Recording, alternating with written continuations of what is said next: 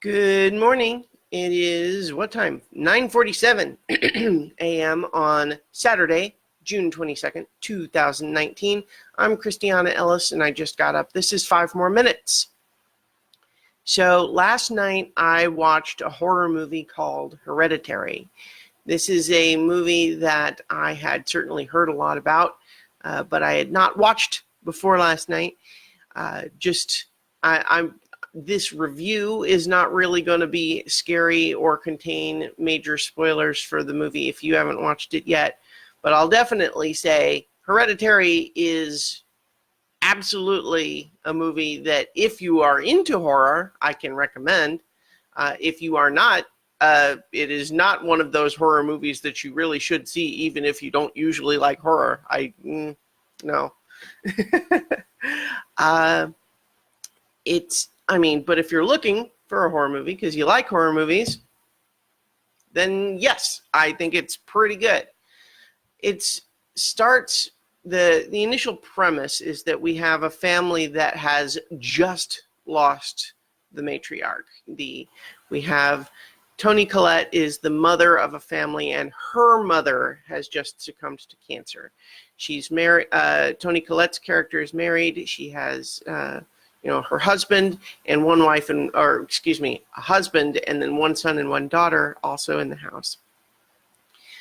The son, Peter, is, high schooler, and, it surprised me actually how he feels like a real teenager in a lot of ways that many movies that ostensibly feature teenagers don't.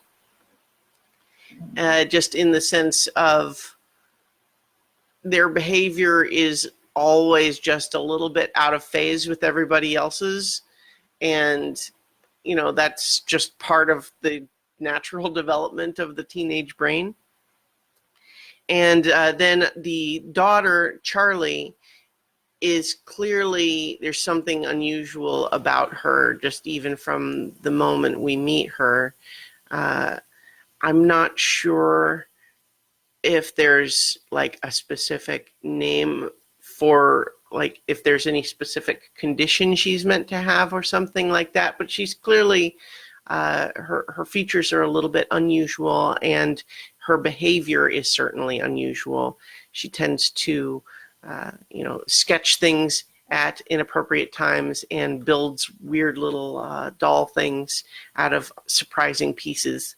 But at the same time, you could certainly explain all of that as, normal, sort of maybe slightly spooky, but otherwise normal child's behavior.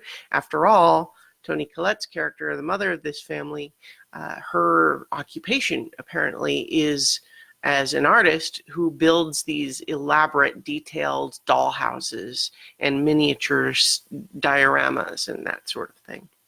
And in fact, the opening scene of the movie is a really interesting shot where it plays with reality by seeming like we're looking out a window from a real house at a tree house, and then we pan over to see a dollhouse and then gradually zoom in on one of the rooms until that room is revealed as a real room with actual people in it, and we're in a real house now. And it's just a little mind-bendy and pretty cool. But so in any event, the grandmother of this family has just died, and through Toni Collette, we learn that as a woman, Ellen, this grandmother, was difficult, as perhaps a charitable term.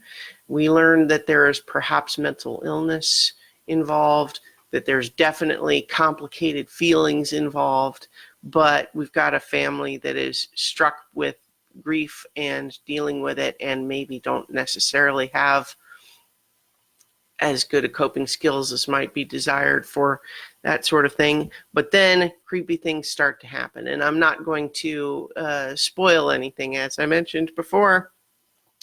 There are certainly a couple of what have become kind of the classic horror movie types of jump scares, but that's certainly not all the movie has going for it. There's one particular event, early on, relatively early on in the movie, maybe a third of the way in or something like that. I would say, at the end of Act 1, so to speak. That is certainly startling and will probably be one of the things that's hard to watch if you're not usually good with horror movies, if you're squeamish about various things. But that sets up, the rest of it, where things get progressively, spookier and more apparently supernatural. Or is it? Question mark. And then, towards the end, everything builds to a climax. And it's pretty effective just in terms of how the horror is directed, some of the imagery that's employed, and just some of the ideas involved are all really pretty cool. I don't know that I necessarily feel like it's some groundbreaking, genre transcending movie, but it's good. It's well made. It sets out to achieve certain objectives, and I would say it is successful in that endeavor. Without going into any detail about what happens, one of the challenges for all sorts of horror is how much to explain what's happening, right? Because on the one hand,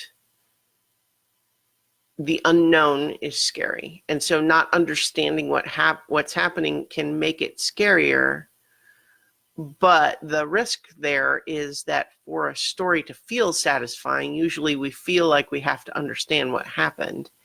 And so you run the risk of sapping all the horror out of it by explaining too much. But if you don't explain anything, it can lose the audience by virtue of just feeling like it descends into nonsense where nothing means anything. Is like, what is even going on? I don't even know. And you can kind of lose the audience that way. I feel like this movie does pretty well. It certainly, I think, errs on the side of not explaining all the ins and outs. But it's pretty good. So if you like horror movies and you haven't yet watched Hereditary, because I'm kind of late to it, I recommend you check it out. Definitely creepy. All right, I will leave it there. Tomorrow, of course, is Sunday, so I'll be continuing my rewatch of Gravity Falls. And in the meantime, I'll talk to you tomorrow for 5 more minutes.